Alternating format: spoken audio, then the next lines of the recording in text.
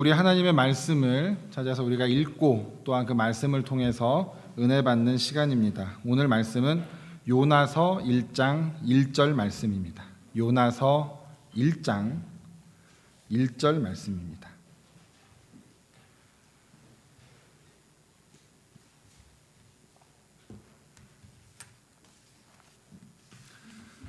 요나서 1장 1절 다 찾으셨으면 우리 함께 한 목소리로 합독하시겠습니다. 시작. 여호와의 말씀이 아미떼의 아들 요나에게 임하니라. 아멘. 요나를 우리 생각하면 무엇이 생각나시나요? 요나. 네, 물고기. 그렇죠? 물고기. 네, 좋습니다. 그 정도만 하시면 아주 훌륭하십니다. 오늘 이 말씀 하나님께서 선지자 요나에게 당시 이제 그 근동 지역에 아주 강대국이면서 이스라엘에게 큰 피해를 주는 아수르라는 나라, 그 나라의 큰 성인 니느웨라는 성으로 가서 말씀을 전하라고 오늘 요나에게 명령을 하십니다. 마치 지금 우크라이나에 있는 한 목사님에게 하나님의 영이 임해서 지금 너 러시아로 가서 선교를 좀 해야겠다. 그곳에 가서 내 말씀을 전하고 지금 그들이 구원받을 수 있도록 해라. 약간 이런 느낌이라고 생각하시면 좀 이해하시기가 편할 것 같습니다. 요나가 그 명령에 순종하지 않습니다. 거기서 그친 게 아니라 요나는 그냥 도망갑니다. 니느웨라는 곳은 이스라엘이 이렇게 있으면 오른편 내륙 쪽으로 더 이렇게 가면 있는 곳인데 정반대 방향 서쪽으로 가면 바로 바다인데 배를 타고 저쪽 다시스, 지금으로 말하자면 스페인 쪽 그쪽으로 이렇게 도망가려고 요나는 배를 타고 타러 갑니다. 하나님의 선지자가 하나님의 말씀에 불순종하면서 시작되는 이야기, 좀 발칙하지만 흥미진진하지 않습니까? 이 요나서는요, 다른 예언서들과는 좀 다르게 예언자인 요나가 등장을 하지만 하나님의 예언의 말씀이 막 선포되거나 뭐 예언이 이렇게 다른 나라에 대한 뭐 어떤 것에 대한 이스라엘에 대한 그런 예언이 선포되지 않습니다. 하나님의 말씀을 받은 요나라는 사람이 어떻게 행동하는가, 그리고 그 요나를 데리고 하나님이 어떻게 일하시는가, 그것에 대한 것이 바로 요나서의 중심이 됩니다. 그래서 오늘 우리는 이 요나서를 1장 1절을 우리는 읽었지만 이 1절부터 시작해서 4장까지를 좀 빠르게 한번 우리가 보도록 하겠습니다. 우리가 읽은 이 1장 1절, 하나님, 그러니까 여호와의 말씀이 아미떼의 아들 요나에게 임하니라. 모든 이야기의 시작은 바로 말씀입니다. 하나님께서 세상을 창조하실 때도 말씀으로 시작하셨고, 또한 예수님이 이 땅에 오실 때도 말씀이 육신이 되어 이 땅에 오셨다라고 이야기를 하고 있습니다. 그래서 말씀은 모든 이야기의 시작이다. 모든 생명도, 모든 역사도, 모든 세상도 다 하나님의 섭리 안에 있기 때문에 말씀은 모든 것의 시작이 됩니다. 여러분들도 이것과 똑같이 여호와의 말씀이 자신의 부모님의 이름을 넣으면서 누구의 아들 혹은 누구의 딸 나에게 박지훈에게 임하니라 이렇게 하면서 하나님의 말씀을 받으시기를 바랍니다. 우리는 나에게 임하는 하나님의 말씀을 분별하면서 살아갑니다. 어떻게 여러분들은 분별하고 계십니까?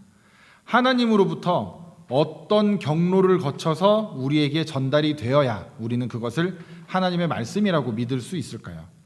나에게 임하는 하나님의 말씀, 우리는 그것을 좀 특별하게 생각합니다. 아니, 정확히는 특별해야 한다고 생각을 합니다. 이때 우리는 잘 분별해야 됩니다. 하나님의 말씀이 특별하다고 생각하는 것, 그것이 아니라 어쩌면 특별해지고 싶은 나의 마음이 현재 앞서고 있는 것은 아닌가를 돌아봐야 합니다. 뭐 이게 꼭 누구한테 나 하나님의 말씀을 받았다 이렇게 보여주고 싶어서가 아니라 그냥 내가 살아가는 내 삶 가운데 하나님의 말씀이 특별하게 나에게 임했으면 하는 그 마음 때문에 자꾸 특별한 것을 찾고 있는 것은 아닌가라는 우리를 한번 돌아보는 시간이 되면 좋겠다라는 것입니다. 그러다 보니까 우리가 자꾸 마음에 특별한 울림이 있어야, 특별한 감동이 있어야, 예를 들어 우리 찬양팀이 찬양을 할 때도 뭔가 이 찬양이 내 마음에, 요즘 표현으로 말하면 꽂혀야, 아, 오늘 이게 나한테 주신 하나님의 뭔가 있구나, 우리는 자꾸 이렇게 생각하게 된다라는 것이죠. 그래서 그 과정이 특별하면 특별할수록 우리는 더 좋아하게 됩니다. 성경을 딱 펼쳤는데 이 말씀이 뭔가 나에게 쫙 떠오르는 것 같다. 혹은 유튜브를 켰는데 어떤 목사님의 설교가 딱 나왔는데 요즘 내가 고민하고 있는 거야. 이렇게 되면서 와, 이거 나를 위한 말씀이네. 이렇게 우리 생각할 수 있습니다. 맞습니다. 여러분들 위한 말씀이 맞습니다. 하지만 제가 드리고 싶은 말씀은 그것만이 하나님의 말씀이 아니다라는 것입니다. 뭔가 감동이 되어야, 특별해야만 그것이 하나님의 말씀이 아니라 우리가 매일 선포되는 이 강단의 말씀, 매일 새벽에서 듣는 하나님의 말씀, 내가 성경을 읽을 때 매일매일 등장하는 것, 성경을 읽으면서 유독 눈에 띄는 것만이 나에게 주는 하나님의 말씀이 아니라 내가 읽은 모든 부분이 지금 나에게 하는 하나님의 말씀이라는 그 믿음이 있어야 우리가 한 절 한 절 허투루 읽지 않고 꼼꼼하게 한 글자 한 글자 내가 이걸 지킬 수 있나 없나, 지킬 수 있을까 없을까, 이런 고민을 하면서 성경을 우리가 읽게 된다라는 것이죠.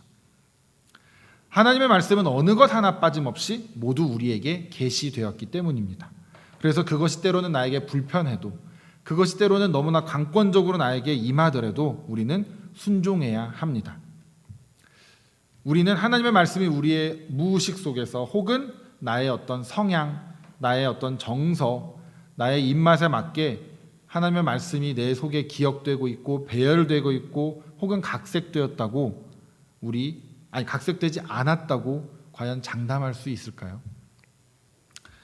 그렇기 때문에 우리는 말씀을 들을 때에 정말 가감없이 듣고 순수한 마음으로, 옥토와 같은 마음으로 항상 말씀을 받으시기를 주님의 이름으로 축복합니다. 그런데 요나는 하나님의 말씀에 오늘 불순종을 했습니다. 그 말씀을 받은 요나는 도망까지 갑니다. 요나는 하나님의 선지자였는데 누구보다도 하나님을 더 많이 알고 가까이 했을 터인데 그런 요나가 과연 하나님으로부터 도망갈 수 있다고 생각을 했을까요? 저는 이걸 고민을 해봤는데 그렇게 생각하지는 않았을 것 같습니다. 우리 하나님은 천지 만물을 주관하시고 어디에나 있다라고 고백을 항상 하면서 살아왔는데 과연 우리가 하나님으로부터 도망을 갈 수 있을까요? 절대 불가능합니다. 숨을 수도 없습니다. 그런데 딱 한 가지, 우리가 하나님으로부터 멀어질 수 있는 방법이 있습니다. 알고 싶습니까? 이런 거 가르쳐드리면 안 되는 건데 그렇죠? 나쁜 건데 그게 뭐냐면 우리가 하나님으로부터 등을 돌리면 됩니다. 하나님께 기도하는 것을 멈추면 됩니다. 하나님께 예배하는 것을 멈추면 됩니다. 예배의 자리를 떠나면 되는 것이죠. 다른 믿음의 동료들의 진심 어린 충고를 그냥 무시하면 됩니다. 결국 내 마음을 닫아버리면 우리는 하나님으로부터 멀어지게 되고 하나님을 피하게 된다라는 것이죠. 그러나 감사한 것은 그렇게 하나님으로부터 도망갔던 이 요나의 이야기가 사실은 우리는 하나님으로부터 벗어날 수 없는 존재다라는 것을 우리에게 가르쳐 줄 것입니다. 따라서 이 말씀이 오늘 저와 여러분에게 하나님의 섭리란 이런 것이구나라는 것을 깨닫는 귀한 말씀이 되기를 소망합니다. 이제 1장 후반부를 가보겠습니다. 1장 후반부에 보면 니느웨로부터 멀어지는 배를 타고 요나는 바다에 가게 됩니다. 거기는 그 바다에 이제 나가서 요나는 배의 제일 밑바닥에 가서 잠을 잡니다. 깊은 잠에 빠진 것 같습니다.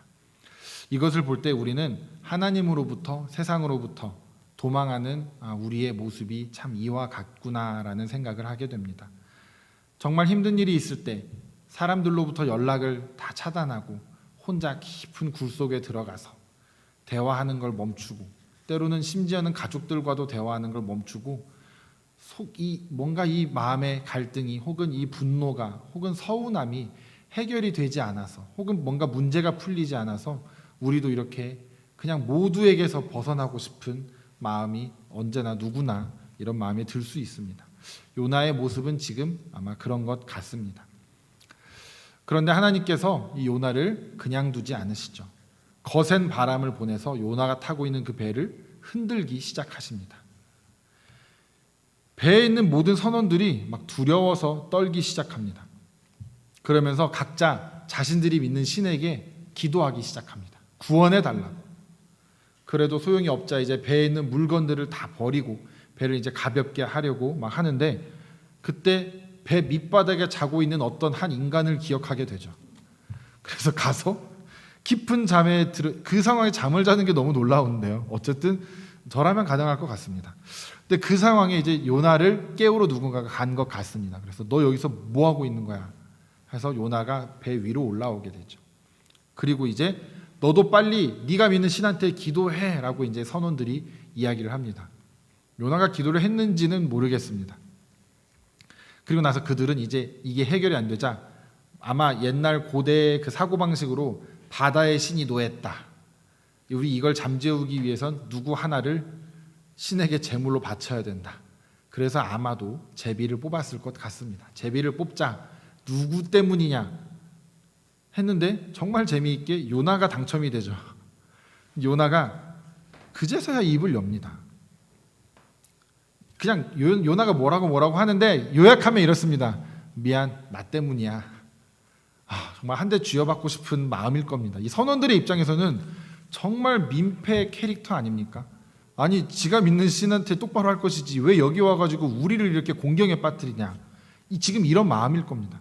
더군다나 옛날 고대 사회에서는 그리스 로마 시대만 와도 신들은 굉장히 변덕스럽고 신들이 노하면 그냥 인간들을 죽이는 건 일상다반사고 신을 노하게 해서는 안 되는 정말 그런 시대에 살고 있던 이들의 입장에서 요나가 하는 행동은 도저히 납득이 되지 않는 것이죠.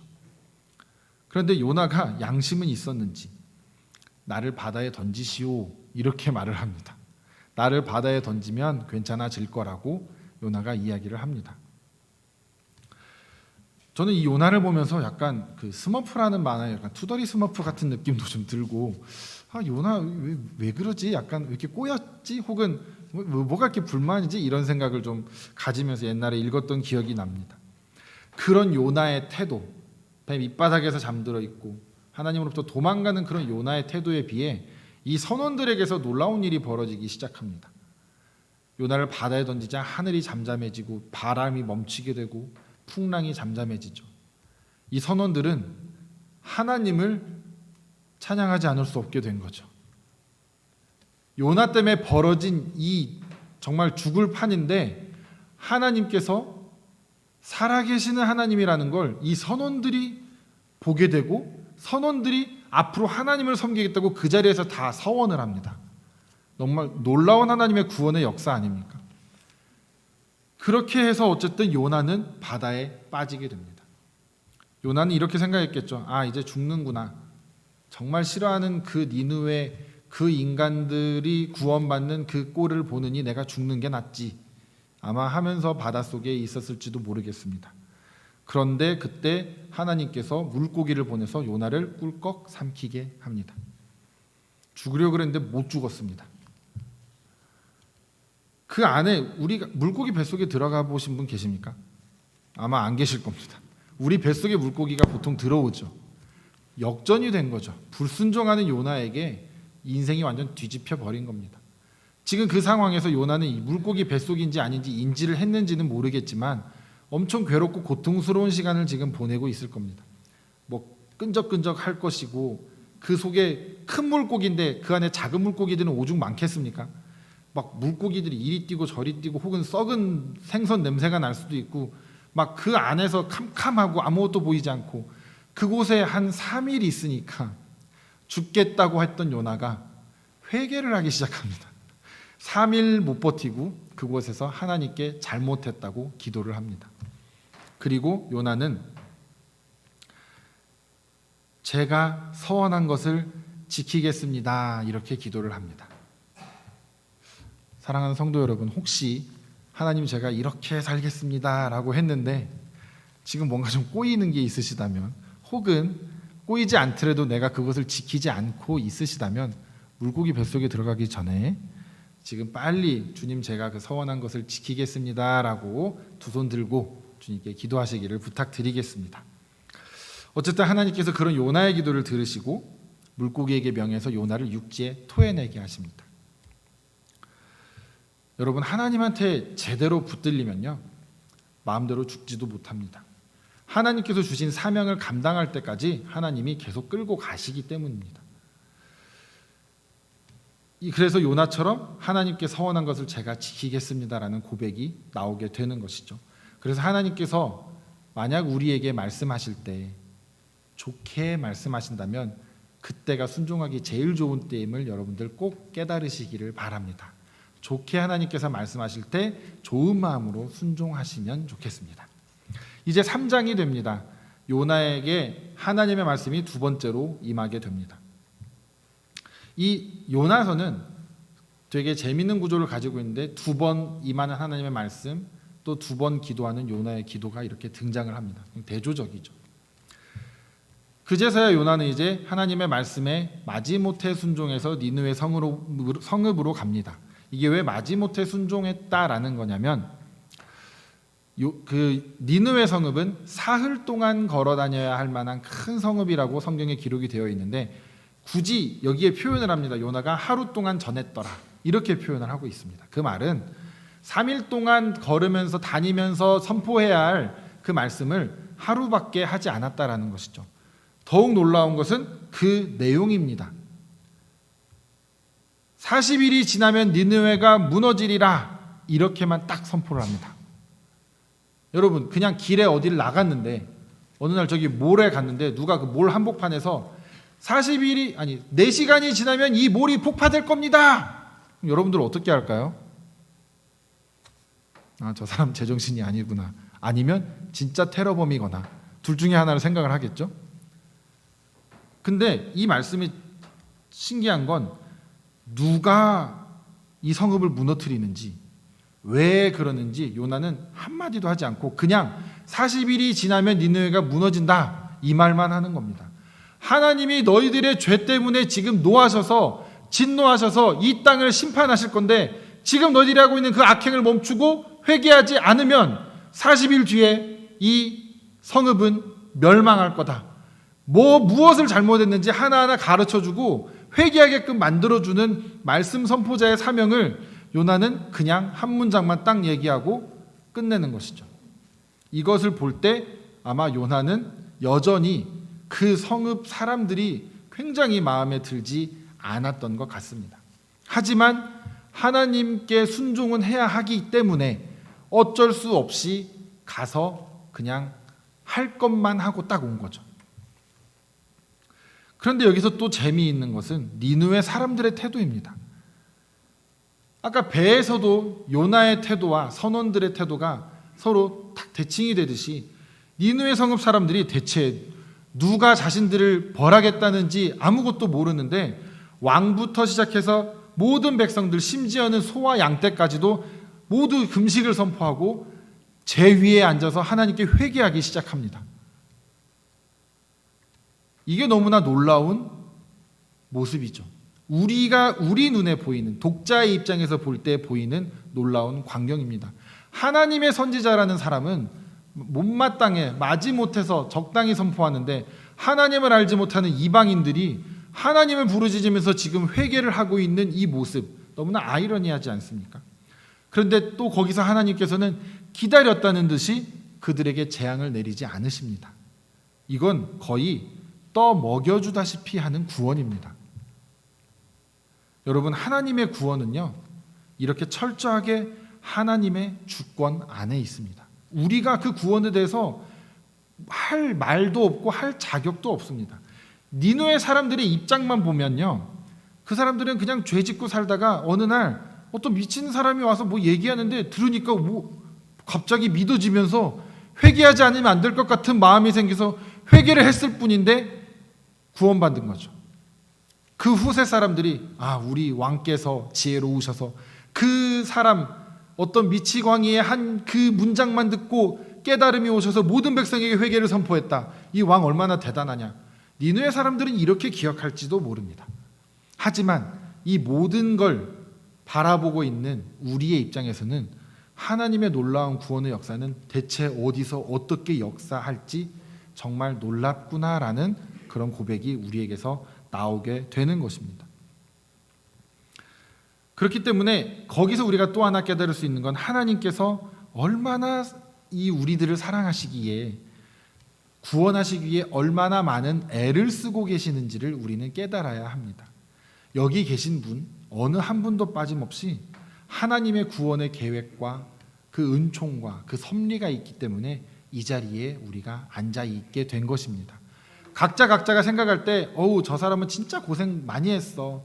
나는 그냥 부모님이 믿어서 이렇게 쉽게 왔지. 우리는 이렇게 말할지 모르지만 보이지 않는 곳에서 하나님이 일하신 건 모두 비슷할걸요. 보이지 않는 곳에서 하나님이 여러분들을 구원하시기 위해 그동안 행하셨던 그 모든 일들은 엄청난 일들이고 엄청나게 많은 사람이 우리를 구원시키기 위해 하나님의 일을 했다라는 겁니다. 그들이 순종하는 마음으로 했든 순종하지 않는 마음으로 했든 하나님의 섭리 안에서는 모두 하나의 부품이 되어서 우리를 구원시키기 위해 그렇게 일하고 있고 일하는 입장이 되어졌다라는 것입니다. 그렇기 때문에 우리가 받은 이 구원 우리는 절대 내세울 수 없습니다. 감사함만 있을 뿐이죠. 웨슬리 목사님이 그래서 구원에 있어서 우리는 하나님께 우리가 응답한 것 그것 외에는 아무것도 우리 공로가 없다고 하시면서 그 응답한 것 그 믿음의 고백마저도 하나님께서 이미 준비해 두신 선행적인 은혜 선행적인 은총 때문에 말미암은 것이다. 따라서 우리에게 있어서 구원의 공로는 하나도 없다라는 걸 웨슬리 목사님이 정말 강조를 많이 하셨습니다. 여러분 그것에 우리는 아멘으로 동의해야 합니다. 모든 것이 하나님의 섭리였고 그 섭리 때문에 내가 오늘 이 자리에 있구나. 내가 오늘 구원받았구나라는 걸 우리는 깨달아야 하는 것입니다. 요나는 이제 그렇게 말씀을 전하고 성 밖으로 나갑니다. 요나가 도망간 진짜 이유가 여기서 등장합니다. 4장 2절과 3절인데요. 말하자면 이렇습니다. 요나가 하나님 제가 이스라엘에 있을 때 하나님이 저한테 명령하셨을 때 이렇게 될 거라고 제가 얘기했잖아요. 하나님은 은혜롭고 자비로우신데 화도 안 내시고 사랑이 너무 많으셔가지고 언제나 뜻을 돌이켜서 재앙을 내리시려다 마시는 거 제가 아니까 그렇게 도망간 거예요. 이 사람들 다 구원시켜 줄 거 알았거든요. 이렇게 하나님한테 약간 따지면서 지금 약간 화내면서 요나가 막 지금 얘기하고 있는 겁니다. 이것도 근데 요나의 두 번째 기도입니다.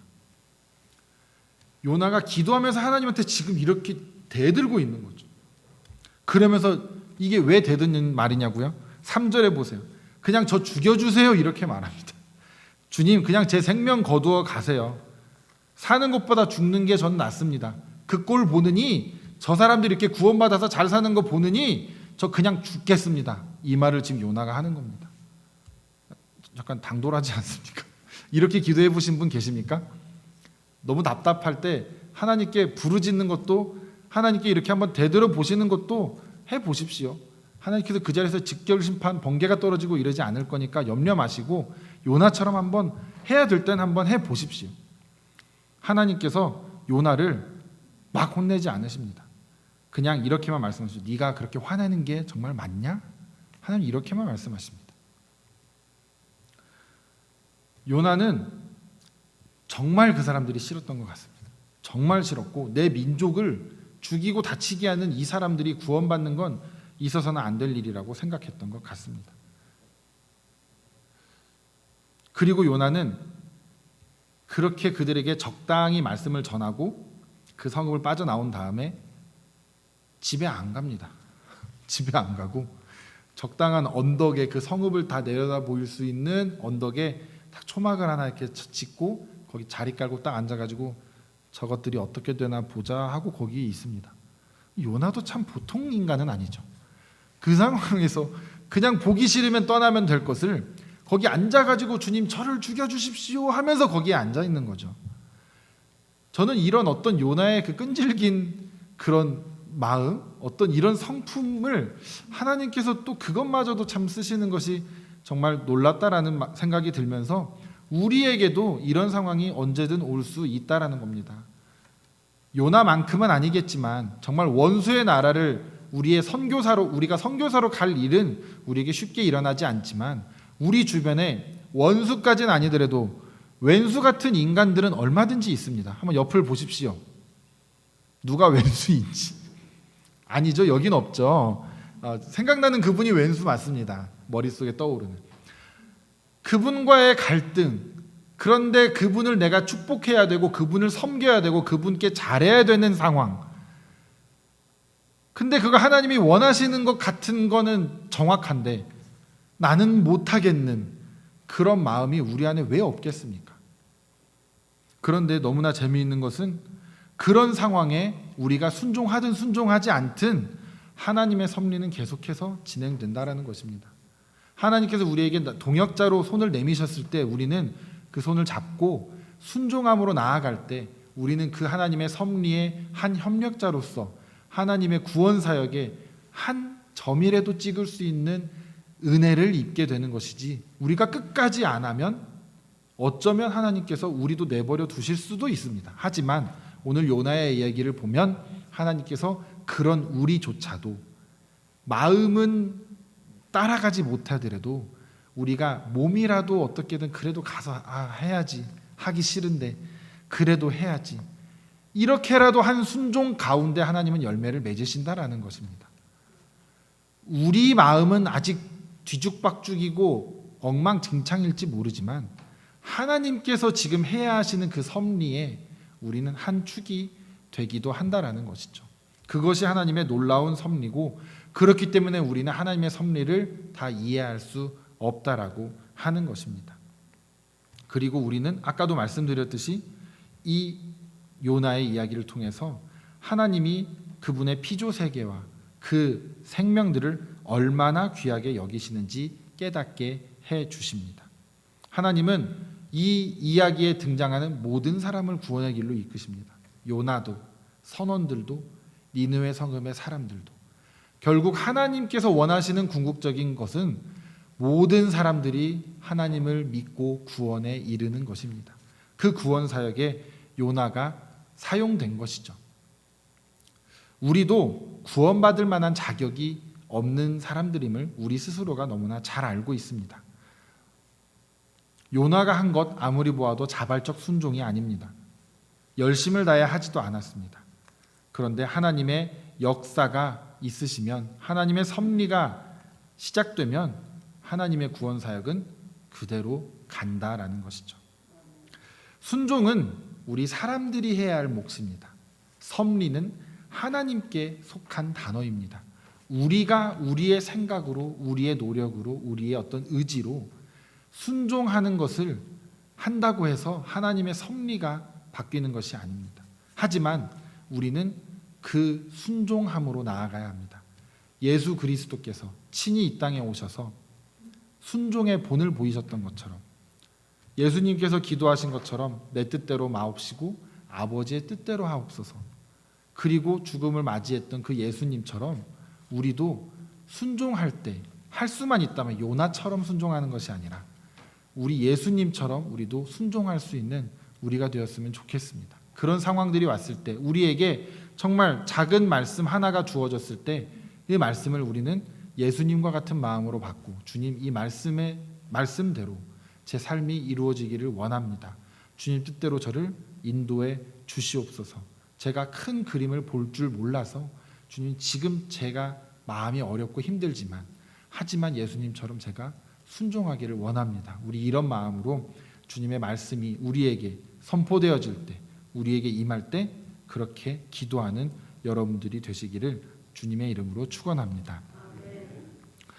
우리 이 시간 함께 결단의 찬송